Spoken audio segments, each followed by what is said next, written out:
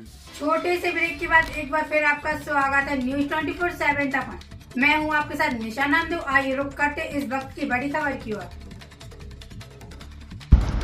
अब पूरे देश में आईपीसी एवं सीआरपीसी के स्थान पर भारतीय नागरिक संहिता लागू होगी के लिए भारतीय दंड विधान अंग्रेजों के द्वारा दिया गया शब्द था, जिससे अब बदल दिया गया है तथा इसमें प्रमुख रूप से काफी बदलाव किए गए हैं तथा साथ ही घर बैठे एफआईआर के 3 दिन में जाकर थाने में सत्यापित करना आवश्यक हो गया है तथा आवेदन पर भी 15 दिनों के अंदर थाना प्रभारी को निराकरण करना होगा और अब लंबे समय तक मामले पेंडिंग नहीं रहेंगे तथा अब मामलों का निपटारा शीघ्र किया जा सकेगा। इस तरह से भारतीय न्याय संहिता में बड़े परिवर्तन तथा धाराओं के नाम और नंबर भी बदले गए हैं, जिसके लिए जिले भर के सभी थानों में आज कार्यक्रम आयोजित कर नागरिकों, पत्रकारों और पुलिस कर्मियों को इसकी जानकारी दी गई। तो वहीं गंजबासौदा थानों में दोनों थाना प्रभारियों के साथ एसडीओपी मनोज मिश्रा ने कार्यक्रम आयोजित किया, जिसमें नगर के गणमान्य नागरिकगण, पार्षदगण, पत्रकार, पुलिसकर्मी व रक्षा समिति के सदस्य बड़ी संख्या में मौजूद रहे।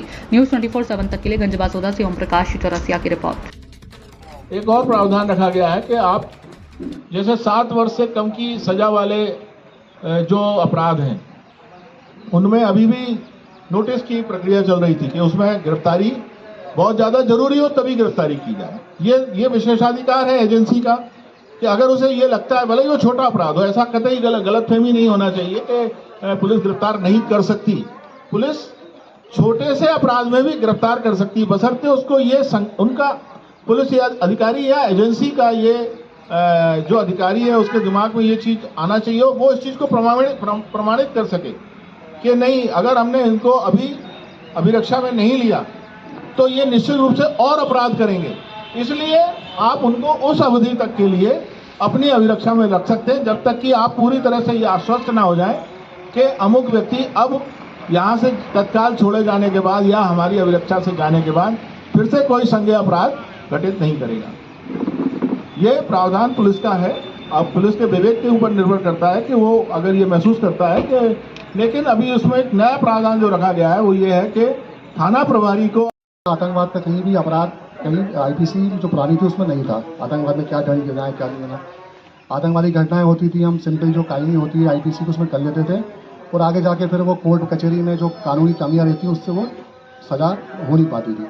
तो इसमें आतंकवाद को लेकर कड़ा कानून बनाया गया है, सजा भी बहुत बड़ी की गई है और अलग से इसमें आतंकवाद को बताया गया है। ऐसी एक मॉब लिंचिंग जो शब्द है, हम देखते हैं कई बार एक जगह घटना हुई थी जहाँ कोई बाबा थे, वो अपना घूम रहे थे और बाबा को ये शक में मारपीट कर दी कि वो बच्चे का अपहरण कर रहे हैं, तो उसमें उनकी हत्या भी हो गई थी। घटना शायद 1-2 साल पुरानी है। तो मॉब लिंचिंग को लेके भी इसमें एक कठोर कानून बनाया गया है कि जो भी किसी व्यक्ति को मान लो एक्सीडेंट हुआ और जनता ने इकट्ठी हुई और उसको मारपीट करके मार दिया या जो भी घटना कर दी, उसमें कोई कानून नहीं था। हम उसमें सिंपल धारा लगा के मारपीट की और भेजते थे कोर्ट में। कोर्ट भी सिंपल धारा में उसको करके और चीज़ों का बताएं। खासकर एक धारा जो अपने एक्सीडेंट की थी, उस एक्सीडेंट में ये था कि पहले व्यक्ति चला जाता था, बताता नहीं था, मगर अब क्या है कि जो व्यक्ति एक्सीडेंट करके जाता है और अगर वो तत्काल सूचना नहीं करता तो उसके लिए भी गंभीर अपराध है, 10 वर्ष की सजा है उसमें। तो ये आप ज़्यादा से ज़्यादा मोटिवेट करके लोगों को बताएं कि भैया अगर एक्सीडेंट कहीं होता है तो अपने तत्काल पास के थाने में सूचित करें या पास के न्यायालय में जाके उसको सूचित करें। बाकी जो है आप लोग को अभी जानकारी मिलती रहेगी, समय समय पर हम उपलब्ध कराते रहेंगे। धन्यवाद। साक्ष्य में जो मूल प्रक्रिया है इसमें अभी डिजिटल साक्ष्य को ज़्यादा मान्यता दी गई है, उसका ज़्यादा प्रावधान किया गया है। इसके अलावा इलेक्ट्रॉनिक माध्यम से या अन्य जो भी माध्यम है उन माध्यमों से साक्ष्य को एकत्र करके माननीय न्यायालय के समक्ष प्रस्तुत किया जाएगा, जिसे माननीय न्यायालय द्वारा भी अब सीधे ग्राह्य किया जाएगा।